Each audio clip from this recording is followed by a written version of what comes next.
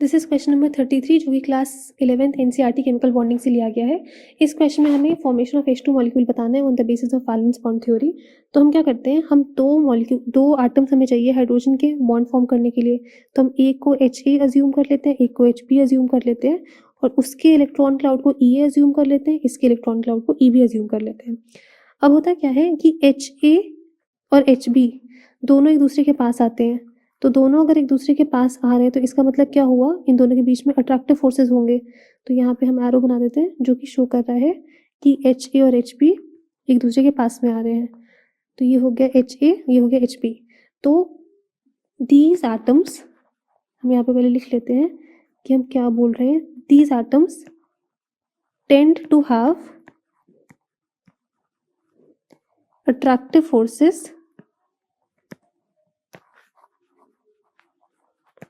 but they also have repulsive forces,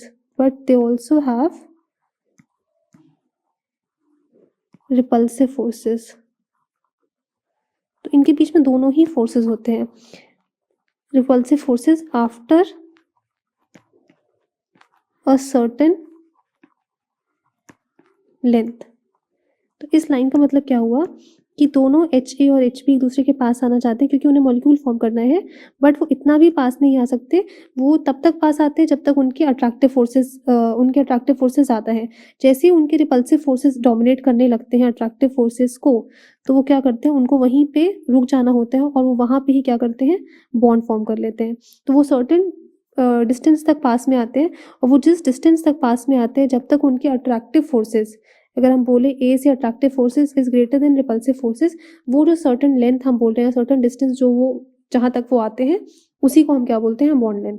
तो अब क्या होता है, जब दोनों हाइड्रोजन एटम्स आ गए एक दूसरे के पास, तो जब HA और HB के बीच में फाइनली मॉलिक्यूल फॉर्म हो गया है, ये हमने HA ले लिया और ये हमने HB ले लिया, तो अगर HA और HB के बीच में अगर फाइनल मॉलिक्यूल फॉर्म हो चुका है तो उस टाइम पे ये जो मॉलिक्यूल होता है, अब ये एक स्टेबल मॉलिक्यूल है।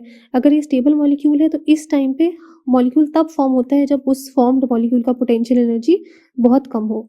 तो ये HA और HB फॉर्म हो गया।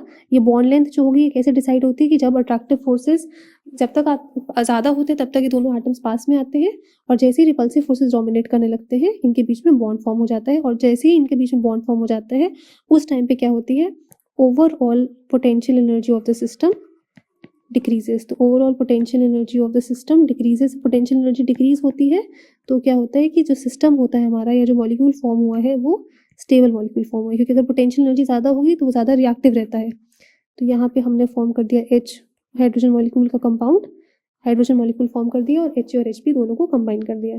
तो ये हो गया हमारा formation of hydrogen molecule according to valence bond theory.